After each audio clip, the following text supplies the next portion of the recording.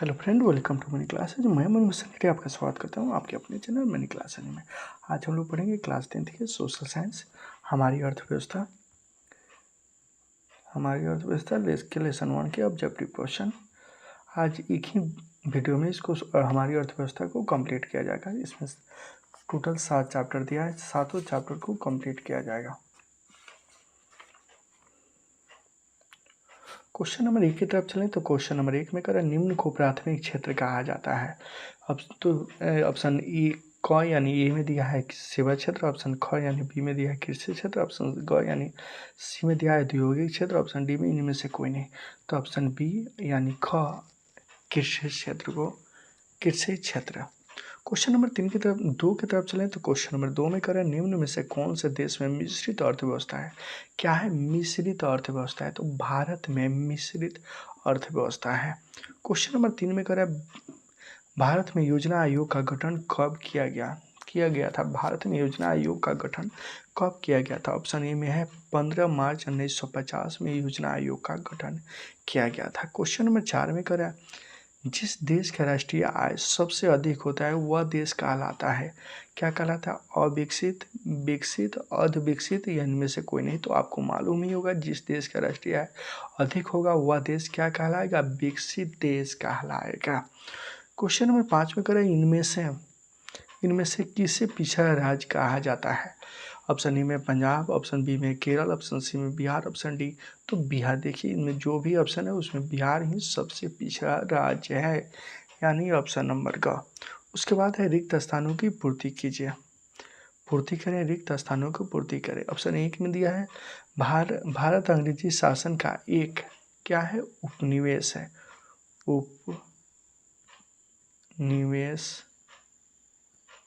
उपनिवेश है था। भारत अंग्रेजी शासन का उपनिवेश था। क्वेश्चन नंबर 2 में है, अंग्रेजों ने भारतीय अर्थव्यवस्था का डैश दिया है, डैश का अर्थव्यवस्था का डैश, उसके बाद है किया। क्या किया? तो शोषण किया। अंग्रेजों ने भारतीय अर्थव्यवस्था का शोषण किया, शोषण किया।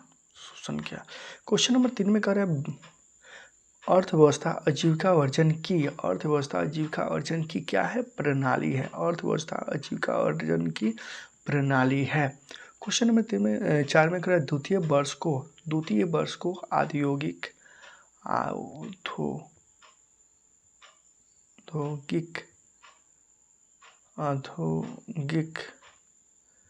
औद्योगिक क्षेत्र कहा जाता है। द्वितीय क्षेत्र को औद्योगिक क्षेत्र कहा जाता है।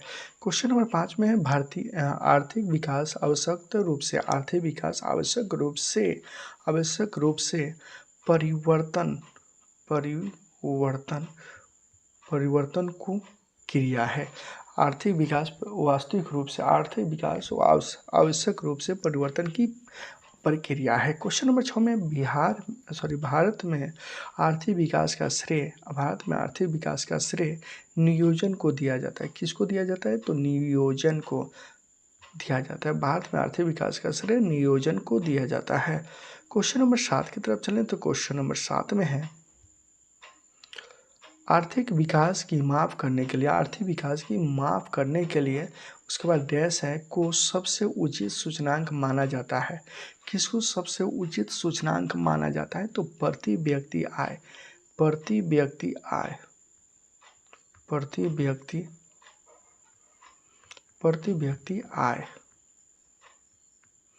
रिक्त स्थान में क्या भरा गया? प्रति व्यक्ति आय। क्वेश्चन नंबर 8 की तरफ चलें तो क्वेश्चन नंबर 8 में करें, साधनों के मामले में धनी होते हुए भी बिहार की स्थिति है। साधनों के मामले में धनी होते हुए भी बिहार की स्थिति क्या है? दयनीय है। बिहार की स्थिति क्या है? दयनीय है। क्वेश्चन नंबर 10 की तरफ चलें तो क्वेश्चन नंबर 10 में है, बिहार के विकास में बिहार में उसके बाद डैश है ही जीवन का आधार है। तो क्या हो जाएगा? बिहार में कृषि ही जीवन का आधार है। उसके बाद 10 में करा, बिहार के विकास में बाढ़ का एक बड़ा बाधक है। बिहार के विकास में बाढ़ एक बड़ा बाधक है। देखिए यहाँ चैप्टर 1 कंप्लीट हो गया, उसके बाद देखेंगे चैप्टर 2। देखिए यहाँ कुछ क्वेश्चन भी देख लेते हैं इसमें।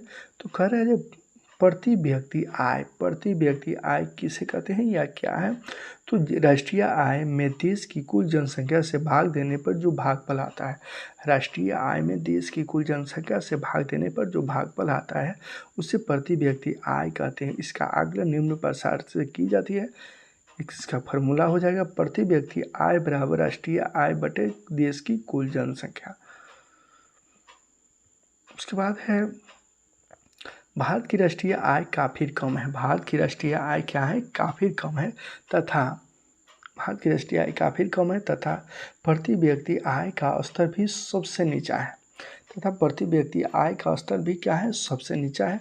विश्व विकास रिपोर्ट 2009 के अनुसार वर्ष 2007 में भारत की प्रति व्यक्ति का आय $950 था। भारत में प्रति व्यक्ति का आय कितना था? $950 था। जहां भारत की प्रति व्यक्ति आय अमेरिका के प्रति व्यक्ति आय का लगभग 1/48 है। 1 क्या है?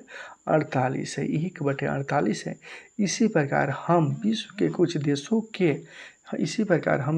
कुछ देशों के प्रति व्यक्ति आय को निम्न प्रकार से स्पष्ट करते हैं। देखिए देश और उसके प्रति व्यक्ति आय। तो अमेरिका के प्रति व्यक्ति आय कितना है? अमेरिका का प्रति व्यक्ति आय $40,040 है। $40,040 है। इंग्लैंड का प्रति व्यक्ति आय $42,740 है। $42,740 है। चीन का प्रति व्यक्ति आय 2,300 यानी $2360 है। बांग्लादेश का प्रति व्यक्ति आय $870 है। उसके बाद ऑब्जेक्टिव देखेंगे।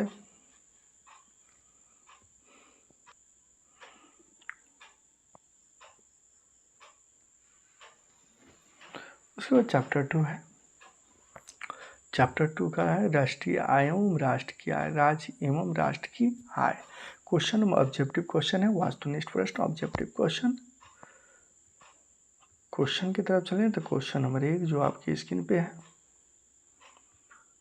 क्वेश्चन नंबर 1 में करा सन 1908 से 9 के अनुसार भारत की औसत प्रति व्यक्ति आय है। सन 2009 से 10 के अनुसार 2008 से 9 के अनुसार भारत की प्रति व्यक्ति आय है कितना है? तो इसका सही आंसर हो जाए ऑप्शन नंबर ख यानी बी 25,494 रुपया। क्वेश्चन नंबर 2 में अगर भारत में वित्तीय वर्ष कहा जाता है, भारत में वित्तीय वर्ष कहा जाता है तो 1 अप्रैल से 31 मार्च को भारत में वित्तीय वर्ष कहा जाता है। 1 अप्रैल से 31 मार्च को भारत में वित्तीय वर्ष कहा जाता है। क्वेश्चन नंबर 3 में भारत में किस राज्य का प्रति व्यक्ति आय सर्वाधिक है? भारत में किस राज्य का प्रति व्यक्ति आय क्या है? सर्वाधिक है। तो गोवा का प्रति व्यक्ति आय सर्वाधिक है। क्वेश्चन नंबर 4 की तरफ चलें तो क्वेश्चन नंबर 4 में बिहार के किस जिले का प्रति व्यक्ति आय सर्वाधिक है? बिहार के किस जिले का प्रति व्यक्ति आय सर्वाधिक है? तो पटना के क्वेश्चन नंबर 4 का पटना के प्रति व्यक्ति आय सर्वाधिक है यानी सबसे अधिक है। क्वेश्चन नंबर 5 में उत्पादन एवं आय गणना विधि आर्थिक दृष्टिकोण से सहज, वैज्ञानिक, व्यवहारिक उपयुक्त तीनों इसका सही आंसर होगा ऑप्शन नंबर घ। उसके बाद में रिक्त स्थानों की पूर्ति करें। क्या करना है? रिक्त स्थानों की पूर्ति करें। क्वेश्चन की तरफ चलें तो क्वेश्चन नंबर 1 में करें बिहार की डैश प्रतिशत आबादी गरीबी रेखा के नीचे गुजर बसर करती है। तो बिहार की 41.4 कितना 41.4% आबादी गरीबी रेखा के नीचे गुजर बसर करती है। क्वेश्चन नंबर 2 की तरफ चलें तो क्वेश्चन नंबर 2 में है राष्ट्रीय आय उत्पादन राष्ट्र एवं डैश है एक चक्रीय समूह का निर्माण करता है। एक चक्रीय समूह उत्पादन आय एवं व्यय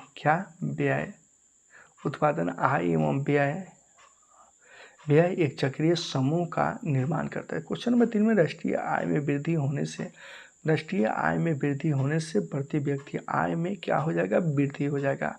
प्रति व्यक्ति आय में भी वृद्धि होने लगेगा। जब राष्ट्रीय आय में वृद्धि होगा तो प्रति व्यक्ति आय में भी वृद्धि होती है, क्योंकि प्रति व्यक्ति आय में वृद्धि होगी तभी तो राष्ट्रीय में भी वृद्धि होगी, राष्ट्रीय आय में भी वृद्धि होगी। क्वेश्चन नंबर एक दूसरे से तो नाम मिला हुआ है। तो क्वेश्चन नंबर 4 की तरफ चलें तो क्वेश्चन नंबर 4 में राष्ट्रीय आय एवं प्रति व्यक्ति आय में वृद्धि होने से, राष्ट्रीय आय एवं प्रति व्यक्ति आय में वृद्धि होने से क्या होगा, विकास की क्रिया पूरी होती है। हाँ देखिए, राष्ट्रीय आय एवं प्रति व्यक्ति आय में वृद्धि होने से विकास की क्रिया क्या होती है, विकास की क्रिया पूरी होती है, विकास की क्रिया पूरी होती है, विकास की क्रिया पूरी होती है। क्वेश्चन नंबर 5 में कह रहा है बिहार में वर्ष 2008 से 9 के बीच कुल घरेलू उत्पादन प्रतिशत है, कितना प्रतिशत है। बिहार में वर्ष 2008 से 9 के बीच कुल घरेलू उत्पादन 11.03% हो गया है, 11.03% हो गया है। क्वेश्चन नंबर 6 की तरफ चलें, नहीं 5 ही क्वेश्चन है। उसके बाद में है सही एवं गलत कथनों को पहचान करें, सही एवं गलत कथनों को पहचान करें है, दिया हुआ है सही एवं गलत कथनों को पहचान करें। क्वेश्चन नंबर 1 में कह रहा है राष्ट्रीय आय एक दी हुई समय में किसी अर्थव्यवस्था की उत्पादन शक्ति को मापती है, उत्पादन शक्ति को क्या है, मापती है। तो ये क्या हो जाएगा, बिल्कुल सही है, मापती है। उसके बाद 2 में है उत्पादन आय एवं व्यय एक चक्रीय समूह का निर्माण नहीं करता। उत्पादन आय और व्यय एक चक्रीय समूह का निर्माण नहीं करता, बिल्कुल गलत है, चक्रीय समूह का निर्माण करता है, तो इसलिए यहाँ गलत लिखा है। क्वेश्चन नंबर 3 में भारत की प्रति व्यक्ति आय अमेरिका की प्रति व्यक्ति आय से अधिक है, ये भी क्या हो जाएगा, गलत हो जाएगा, ये भी गलत लिख दीजिए। उसके बाद क्वेश्चन नंबर 4 में दादा भाई नौरोजी के अनुसार सन 1968 में भारत की प्रति व्यक्ति आय 20 रुपया थी, भारत की प्रति व्यक्ति आय 20 रुपया थी, बिल्कुल सही है, क्वेश्चन नंबर 4 सही है। क्वेश्चन नंबर 5 में भारत के प्रति व्यक्ति आय में कृषि क्षेत्र का योगदान सर्वाधिक है, कृषि क्षेत्र का योगदान सर्वाधिक है, भारत के प्रति व्यक्ति आय में कृषि क्षेत्र का योगदान सर्वाधिक है, तो ये बिल्कुल सही हो जाएगी, क्योंकि यहाँ के अधिकांश लोग कृषि ही करते हैं। क्वेश्चन नंबर देखिए अभी समाप्ति हो गया, उसके बाद तीसरा चैप्टर शुरू होगा। उसके बाद तीसरा चैप्टर का नाम है मुद्रा, बचत एवं साख। तो मुद्रा सबसे पहले जान लेते हैं, देश और मुद्रा। एक में भारत का रुपया कहा जाता है, भारत की मुद्रा क्या है, रुपया है। पाकिस्तान के भी रुपया ही कहा जाता है। बांग्लादेश के टक्का कहा जाता है, बांग्लादेश के क्या कहा जाता है, टक्का कहा जाता है। नेपाल के क्या कहा जाता है, रुपया, नेपाल को भी रुपया ही कहा जाता है, रुपया की मुद्रा को रुपया ही कहा जाता है। अमेरिका के डॉलर कहा जाता है, इंग्लैंड के पाउंड कहा जाता है, रूस के रूबल कहा जाता है, सिंगापुर के डॉलर कहा जाता है, अफगानिस्तान के अफगानी कहा जाता है, इराक के रियाल कहा जाता है, ईरान के रियाल कहा जाता है, इराक के दीनार कहा जाता है, स्वीडन के क्रोनो कहा जाता है, क्रोना। अब देखिए ऑब्जेक्टिव की तरफ आ गए, तो वस्तुनिष्ठ प्रश्न, ऑब्जेक्टिव क्वेश्चन, रिक्त स्थानों को पूर्ति करना है। कह रहा है एक में आधुनिक युग की प्रगति का श्रेय किसको दिए, डैश को ही है, तो क्या है यहाँ लिखाएगा, मुद्रा। आधुनिक युग की प्रगति का श्रेय मुद्रा को ही है। क्वेश्चन नंबर 2 में मुद्रा हमारी अर्थव्यवस्था की जीवन शक्ति है, क्या है, जीवन शक्ति। मुद्रा हमारी अर्थव्यवस्था की जीवन शक्ति है, जीवन शक्ति है, मुद्रा हमारी अर्थव्यवस्था की जीवन शक्ति है। क्वेश्चन नंबर 3 की तरफ चलें, तो क्वेश्चन नंबर 3 में है मुद्रा के विकास का इतिहास मानव सभ्यता के इतिहास का है, मानव सभ्यता के विकास का इतिहास है, क्या यहाँ लिखा जाएगा, इतिहास। मुद्रा विकास का इतिहास मानव सभ्यता के इतिहास है। क्वेश्चन नंबर 4 की तरफ चलें, तो क्वेश्चन नंबर 4 में है एक वस्तु के बदले में दूसरे वस्तु के आदान प्रदान को डैश प्रणाली कहा जाता है। क्या क्या प्रणाली कहा जाएगा? एक मुद्रा की वस्तु एक मुद्रा के बदले में दूसरे मुद्रा की वस्तु को आदान प्रदान क्या कहलाता है? वस्तु विनिमय। वस्तु वस्तु विनिमय वस्तु विनिमय वस्तु विनिमय प्रणाली कहा जाता है। क्वेश्चन नंबर 5 की तरफ चलें तो क्वेश्चन नंबर 5 में मुद्रा का आविष्कार मनुष्य की सबसे बड़ी क्या है? मुद्रा का विकास मनुष्य की सबसे बड़ी उपलब्धि है। उपलब्धि है, यहाँ क्या लिखाएगा? उपलब्धि है। मुद्रा का विकास मानव की सबसे बड़ी उपलब्धि है। क्वेश्चन नंबर 6 की तरफ चलें तो क्वेश्चन नंबर 6 में मुद्रा विनिमय का क्या है? मुद्रा विनिमय का माध्यम है। यहाँ क्या लिखाएगा? माध्यम। मुद्रा विनिमय का माध्यम है। क्वेश्चन नंबर 7 की तरफ चले तो क्वेश्चन नंबर 7 में प्लास्टिक मुद्रा के चलते विनिमय का कार्य क्या हो गया? सरल हो गया। सरल। प्लास्टिक मुद्रा के चलते विनिमय का कार्य सरल हो गया। क्वेश्चन नंबर 8 में मुद्रा एक अच्छा क्या है? सेवक है। मुद्रा एक अच्छा क्या है? सेवक है। मुद्रा एक अच्छा सेवक है। उसके बाद में क्वेश्चन नंबर 9 में आय एवं उपभोक्ता का अंतर क्या कहलाता है? तो बचत कहलाता है। आय एवं उपभोक्ता के अंतर बचत कहलाता है। क्वेश्चन नंबर 10 में करें साख का मुख्य आधार है। साख का मुख्य आधार क्या है? तो विश्वास है। साख का मुख्य आधार क्या है? विश्वास है। साख का मुख्य आधार विश्वास है। यहाँ आपका चैप्टर कंप्लीट हो गया। उसके बाद चैप्टर 4 है। अब आगे चैप्टर 4। चैप्टर का नाम है आपका चैप्टर 4 हो गया। चैप्टर का नाम है हमारी वित्तीय संस्थाएं के ऑब्जेक्टिव क्वेश्चन देखेंगे। क्वेश्चन नंबर 1 में गैर संस्थागत वित्त प्रदान करने वाला सबसे लोकप्रिय साधन है। देखिए यहाँ किताब में कोई भांगा है, देख लिया जाए ये सही है कि नहीं है। तो ये सही हो जाएगा महाजन। उसके बाद में कह रहे इसमें कौन सभ्य संस्थागत वित्त का साधन है? संस्थागत वित्त का साधन है तो व्यावसायिक बैंक, ऑप्शन नंबर सी। उसके बाद 3 में भारत के केंद्रीय बैंक कौन है? तो reserve bank of India Bharat के केंद्रीय बैंक है। 4 में भारत में कार्यरत केंद्रीय सहकारी बैंक की संख्या कितनी है? तो 25 है। भारत में कार्यकारित केंद्रीय सहकारी बैंकों की संख्या कितनी है? तो 25 है। क्वेश्चन नंबर 5 की तरफ चलें तो क्वेश्चन नंबर 5 में दीर्घकालीन ऋण प्रदान करने वाला संस्था कौन सी है? तो दीर्घकालीन ऋण प्रदान करने वाली संस्था भूमि विकास बैंक है। भूमि विकास बैंक यानी ऑप्शन नंबर ख। क्वेश्चन नंबर 6 की तरफ चलें तो क्वेश्चन नंबर 6 में बिहार की वित्तीय राजधानी किस शहर को कहा जाता है? बिहार की वित्तीय राजधानी किस शहर को कहा जाता है? तो बिहार की वित्तीय राजधानी मुंबई को कहा जाता है। ये भी सही है। क्वेश्चन नंबर 7 में सहकारिता प्रांतीय सहकारों के हस्तांतरण विषय कब बनी है?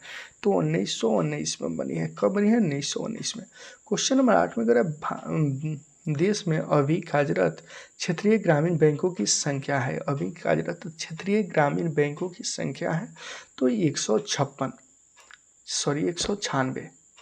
क्वेश्चन नंबर 9 में व्यावसायिक बैंकों का राष्ट्रीयकरण कब किया गया? व्यावसायिक बैंकों का राष्ट्रीयकरण 1969 में किया गया। 1969 में। अब आए रिक्त स्थानों को पूर्ति करना है। रिक्त स्थानों की पूर्ति करें। एक में कह साख अथवा ऋण की आवश्यकता की पूर्ति डैश संस्थाओं के द्वारा दी जाती है। संस्थाओं के द्वारा की जाती है। तो इसका सही आंसर होगा वित्तीय संस्थाओं के द्वारा की जाती है। तो यहाँ वित्तीय लिखाएगा। उसके बाद 2 में करें मानव ग्रामीण क्षेत्र के साहूकार द्वारा प्राप्त ऋण की प्रतिशत मात्रा है। ऋण की प्रतिशत मात्रा है कितना? तो 30%। यहाँ क्या लिखाएगा? 30% है। क्वेश्चन नंबर 3 की तरफ चलें तो क्वेश्चन नंबर 3 में करें प्राथमिक कृषि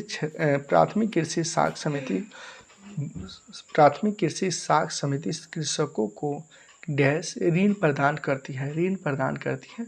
तो इसका सही हो जाएगा अल्पकालीन, अल्पकालीन ऋण प्रदान करती है, अल्पकालीन ऋण प्रदान करती है, अल्पकालीन। क्वेश्चन नंबर 4 में दे रहा है भारतीय रिजर्व बैंक की स्थापना, भारतीय रिजर्व बैंक की स्थापना कब हुई थी?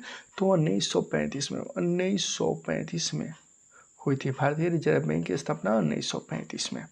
क्वेश्चन नंबर 5 में अगर वित्तीय संस्थाएं किसी भी देश का, वित्तीय संस्थाएं किसी भी देश का मेरुदंड है, मेरुदंड है, वित्तीय संस्थाएं किसी भी देश का मेरुदंड है। क्वेश्चन नंबर 6 में कर रहा है जब स्वयं सहायता संघ में, स्वयं सहायता संघ में लगभग, स्वयं सहायता संघ में लगभग 15 से 20 सदस्य होते हैं। स्वयं सहायता संघ में लगभग 15 से 20 सदस्य होते हैं। क्वेश्चन नंबर 7 में कर रहा है SGH से में बचत और ऋण पर संबंधित अधिकतर निर्णय लेते हैं, अधिकतर निर्णय लेते हैं समूह के सदस्य। कौन निर्णय लेते हैं? तो समूह के सदस्य, समूह के सदस्य, समूह के सदस्य निर्णय लेते हैं। क्वेश्चन नंबर 8 में कर रहा है व्यावसायिक बैंक, व्यावसायिक बैंक डैश प्रकार की जमा राशि को स्वीकार करते हैं, जमा राशि को स्वीकार करते हैं। तो 8 का सही आंसर होगा 4, 4 प्रकार के जमा राशि को स्वीकार करते हैं, 4 प्रकार के जमा राशि को स्वीकार करते हैं। क्वेश्चन नंबर 9 में कर रहा है भारतीय पूंजी बाजार, भारतीय पूंजी बाजार दीर्घकालीन, यहाँ क्या लिखा है? दीर्घकालीन, भारतीय पूंजी बाजार दीर्घकालीन, भारतीय पूंजी बाजार दीर्घकालीन वित्तीय सहायता प्रदान करती है, वित्तीय सहायता प्रदान करती है। क्वेश्चन नंबर 10 में करा सूक्ष्म वित्तीय योजनाओं के द्वारा, सूक्ष्म वित्तीय योजनाओं द्वारा डैश पैमाने पर साख अथवा ऋण की सुविधा उपलब्ध कराती है, ऋण की सुविधा उपलब्ध कराती है। तो छोटे या लघु ऋण की सुविधा प्राप्त करती है, छोटे या लघु ऋण की सुविधा प्राप्त करती है। उसके बाद चैप्टर 5 है, चैप्टर 5 का नाम है रोजगार एवं सेवाएं। तो चैप्टर 5 है, चैप्टर का नाम है रोजगार एवं सेवाएं। क्वेश्चन नंबर 1 में कह रहा है आर्थिक विकास का तीसरा क्षेत्र क्या है? आर्थिक विकास का तीसरा क्षेत्र क्या है? ऑप्शन ए में कृषि क्षेत्र, ऑप्शन बी में विज्ञान क्षेत्र, ऑप्शन सी में शिक्षा क्षेत्र, ऑप्शन डी में सेवा क्षेत्र, option number D. Question number 2 में कह रहा है मानव पूंजी का प्रमुख घटक कितने हैं? मानव पूंजी के प्रमुख घटक कितने हैं? तो मानव पूंजी के प्रमुख घटक 5 हैं। मानव पूंजी के प्रमुख घटक कितने हैं? तो 5 हैं। कौन राज्य बीमारू नहीं है? कौन बीमारू राज्य नहीं है? क्वेश्चन है कौन बीमारू राज्य नहीं है? तो कर्नाटक बीमारू राज्य नहीं है, कर्नाटक बीमारू राज्य नहीं है। क्वेश्चन नंबर 4 में कौन सी सेवा गैर सरकारी है? सैन्य सेवा, वित्त सेवा, मॉल सेवा, रेल सेवा। तो मॉल सेवा जो है गैर सरकारी है, बाकी सब सरकारी सेवा है। क्वेश्चन नंबर 5 में कह ऊर्जा के मुख्य स्रोत क्या है? ऑप्शन ए में कोयला, ऑप्शन बी में पेट्रोल, ऑप्शन सी में विद्युत, ऑप्शन डी में इनमें से सभी। तो ऊर्जा के इनमें से सभी स्रोत मुख्य स्रोत हैं। यहाँ का चैप्टर 5 कंप्लीट हो गया। चैप्टर 6 की तरफ चले तो चैप्टर 6 है, चैप्टर के नाम है वैश्वीकरण। तो चैप्टर 6 है, चैप्टर 6 वैश्वीकरण। क्वेश्चन नंबर 1 में ऑब्जेक्टिव क्वेश्चन है। क्वेश्चन नंबर 1 में कह रहे न्यू आर्थिक नीति में किसे सम्मिलित किया गया? न्यू आर्थिक नीति में किसे सम्मिलित किया गया? ऑप्शन ए में है उदासीनीकरण, ऑप्शन बी में निजीकरण, ऑप्शन सी में वैश्वीकरण, ऑप्शन डी में उपयुक्त सभी, ऑप्शन डी में उपयुक्त सभी। तो ऑप्शन डी ही इसका सही आंसर होगा। क्वेश्चन नंबर 2 में है वैश्वीकरण के मुख्य अंग कितने हैं? वैश्वीकरण के मुख्य अंग कितने हैं? तो वैश्वीकरण के मुख्य अंग 5 हैं। वैश्वीकरण के मुख्य अंग कितने हैं? तो 5 हैं। वैश्वीकरण के मुख्य अंग 5 है। इसमें क्वेश्चन नंबर 3 में कह रहे हैं इनमें से कौन बहुराष्ट्रीय कंपनी है? इनमें से कौन जो है बहुराष्ट्रीय कंपनी है तो Fords Motors, Samsung, Coca Cola, इनमें से सभी जो है इनमें से सभी बहुराष्ट्रीय कंपनी है। क्वेश्चन नंबर 3, इनमें से सभी बहुराष्ट्रीय कंपनी है। क्वेश्चन नंबर 4 में है वैश्वीकरण का अर्थ है। वैश्वीकरण का अर्थ है तो वैश्वीकरण का अर्थ क्या है? व्यापार पूंजी तकनीकी हस्तांतरण, सूचना प्रवाह, देश की अर्थव्यवस्था का विश्व अर्थव्यवस्था के साथ समन्वय। ऑप्शन नंबर ख इसका सही आंसर होगा। क्वेश्चन नंबर 5 की तरफ चलें तो क्वेश्चन नंबर 5 में कर है पार्ले समूह का थम्स अप ब्रांड किस बहुराष्ट्रीय कंपनी ने खरीदा? पार्ले समूह का थम्स अप ब्रांड किस बहुराष्ट्रीय कंपनी ने खरीदा? किस बहुराष्ट्रीय को कोको कोला कंपनी ने खरीदा? उसके बाद रिक्त स्थानों को पूर्ति करने वाला है। एक में करें वैश्वीकरण का अर्थ है देश की अर्थव्यवस्था का। वैश्वीकरण का अर्थ है देश की अर्थव्यवस्था का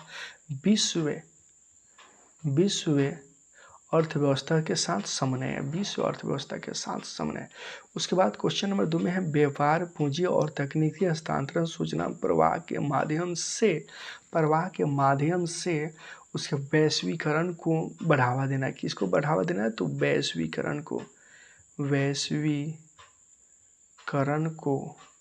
वैश्वीकरण को बढ़ावा देना। उसके बाद क्वेश्चन नंबर 3 में है बहुराष्ट्रीय कंपनी वैश्वीकरण की प्रक्रिया में क्या है? मुख्य भूमिका निभा रही है। बहुराष्ट्रीय कंपनी वैश्वीकरण की प्रक्रिया में मुख्य भूमिका निभा रही है। क्वेश्चन नंबर 4 में है विदेशी व्यापार विश्व के देशों के बाजारों को विदेशी व्यापार विश्व के देशों के बाजारों को जोड़ने का कार्य करती है। किसको क्या करती है? जोड़ने का कार्य। विश्व के बाजारों को जोड़ने का कार्य करते हैं। क्वेश्चन नंबर 5 में WTO की स्थापना सन में की गई थी। तो कब की है? WTO की स्थापना 1995 में की गई थी। 1995 में की गई थी। उसके बाद सब्जेक्टिव है तो सब्जेक्टिव का भी वीडियो आएगा इसके बाद के वीडियो में। उसके बाद 7वां चैप्टर है लास्ट चैप्टर। तो लास्ट चैप्टर है अब समाप्ति होने वाला है।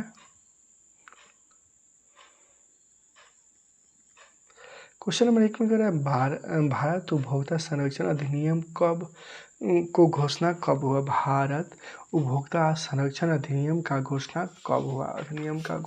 कब हुआ? उपभोक्ता जागरण एवं संरक्षण चैप्टर है। क्वेश्चन नंबर 1 का सही आंसर हो जाएगा ऑप्शन नंबर ए 1986 में। कब हुआ था? तो 1986 में।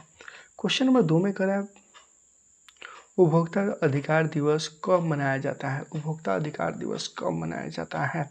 तो उपभोक्ता अधिकार दिवस 15 मार्च को मनाया जाता है। उपभोक्ता अधिकार दिवस कब मनाया जाता है? 15 मार्च को। क्वेश्चन नंबर 3 की तरफ चलें तो क्वेश्चन नंबर 3 में है राष्ट्रीय उपभोक्ता हेल्पलाइन नंबर है। राष्ट्रीय उपभोक्ता हेल्पलाइन नंबर है तो इसका 1100 यही ऑप्शन नंबर ख। क्वेश्चन नंबर ये बिल्कुल नहीं होगा। ऑप्शन नंबर का इसका सही आंसर होगा। क्वेश्चन नंबर 4 की तरफ चलें तो क्वेश्चन नंबर 4 में है थोड़ा फ्रेश नहीं है। स्वर्ण की परिक्षमता को शायद है स्पष्ट नहीं है को सुनिश्चित करने के लिए किस मान्यता प्राप्त चिन्ह की होना आवश्यकता है? स्वर्ण भूषण की निश्चितता को सुनिश्चित करने के लिए किस मान्यता प्राप्त चिन्ह का होना आवश्यकता है? ऑप्शन ए में ISI mark, hallmark, egg mark और इनमें से कोई नहीं। तो इस क्वेश्चन नंबर 4 का सही आंसर हो जाएगा ऑप्शन नंबर ख यानी बी हॉलमार्क की हो सकता है। क्वेश्चन नंबर 5 में कह रहा है यदि किसी वस्तु क्वेश्चन नंबर 5 यदि किसी वस्तु का सेवा मूल्य 20 लाख से अधिक हो तथा 1 करोड़ से कम हो तो उपभोक्ता शिकायत करेंगे। तो उपभोक्ता शिकायत करेंगे, उपभोक्ता शिकायत करेंगे। कहाँ शिकायत करेंगे? तो ऑप्शन नंबर का राज्य सरकार आयोग को, राज्य आयोग को। क्वेश्चन नंबर 6 जो लास्ट क्वेश्चन है, क्वेश्चन नंबर 6 में करा है उपभोक्ता द्वारा शिकायत करने के लिए आवश्यक शुल्क कितना लगता है? आवश्यक शुल्क कितना लगता है? तो उपभोक्ता के द्वारा शिकायत करने के लिए आवश्यक शुल्क लगता है 10 रुपया। आवश्यक शुल्क कितना लगता है? 10 रुपया। आवश्यक शुल्क लगता है 10 रुपया।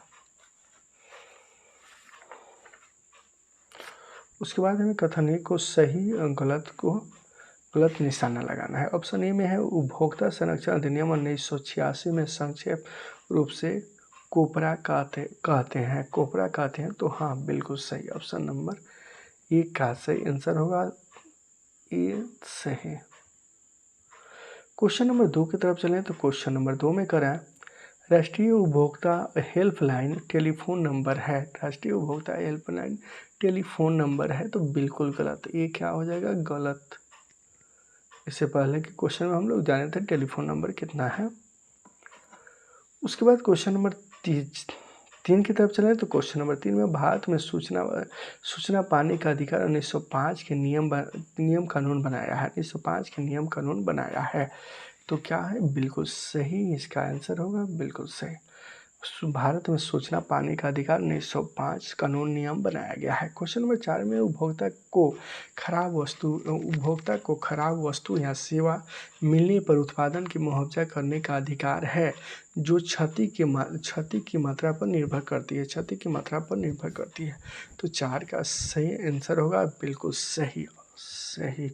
क्वेश्चन नंबर 5 में हॉलमार्क आभूषण की गुणवत्ता को प्रमाणित करने वाला चिन्ह है। हॉलमार्क आभूषण की गुणवत्ता को प्रमाणित करने वाला चिन्ह क्या है? सही।